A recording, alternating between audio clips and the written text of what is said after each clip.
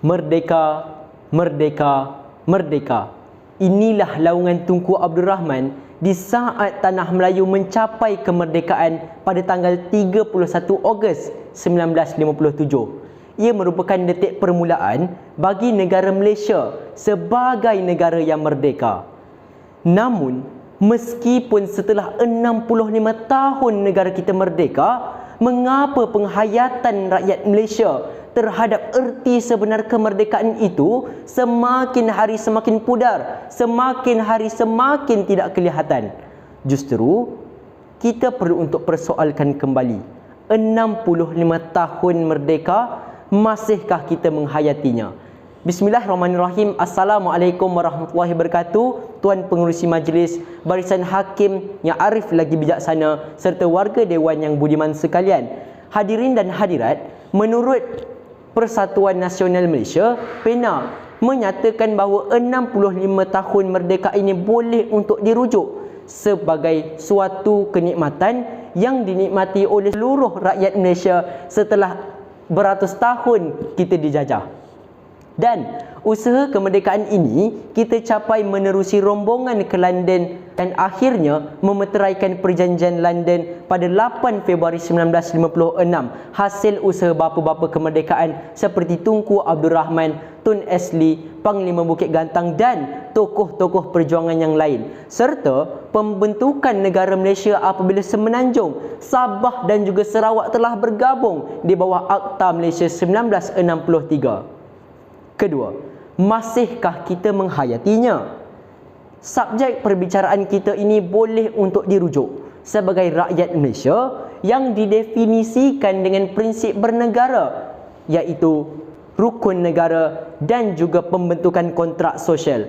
Seterusnya, untuk kita memahami masih kita menghayati ataupun tidak, kita perlu kenal terlebih dahulu sudah tidak menghayati itu bagaimana. Sebab itu ia boleh diklasifikasikan apabila dalam suatu jeda masa bermula kemerdekaan hinggalah ulang tahun kemerdekaan yang kini, tindakan rakyat Malaysia tidak menepati ciri-ciri kemerdekaan, iaitu yang pertama, bebas daripada penjajah. Yang kedua, tidak bergantung dengan pihak luar.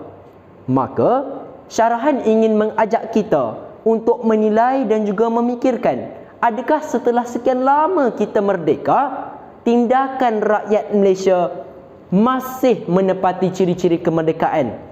Saya katakan tidak. Tatkala tindakan rakyat Malaysia tersimpang jauh daripada ciri-ciri kemerdekaan, mereka masih terikat dengan penjajah, mereka masih bergantung dengan pihak luar. Maka keadaan terikat ini boleh untuk dirujuk apabila selagi ada pihak luar, kita tidak boleh untuk membawa Malaysia daripada takuk lama kepada takuk yang baharu. Misalnya, menurut Lee Heng-gui, iaitu pengarah eksekutif SERC, menyatakan bahawa Malaysia menghadapi masalah kekurangan inovasi, menghadapi masalah kekurangan pembangunan teknologi, dan sayang seribu kali sayang, Malaysia menghadapi masalah terikat dengan pekerja luar, menggambarkan betapa Malaysia masih terikat dengan pihak luar dan boleh untuk kita persoalkan kembali, masihkah kita menghayati? Kedua, menurut daripada kajian yang dilakukan oleh Khazanah Research Institute, Dr. Sarinah Cik Omar menyatakan bahawa negara Malaysia kaya dengan biodiversity, namun tidak dioptimumkan. Kita boleh lihat pada hari ini, kita mengambil barangan-barangan import, iaitu beras, minyak, dedak ayam yang merupakan barangan asas bagi rakyat Malaysia. Seandainya berlaku krisis di luar sana seperti yang berlaku dalam keadaan semasa, iaitu krisis Ukraine dan juga Rusia, sebabkan negara kita mengalami masalah kos sara hidup. Bolehkah kita menjawab kepada Tunku Abdul Rahman? Kita tinggalkan persoalan. Maka kita perlu untuk melihat apakah masalah-masalah kita.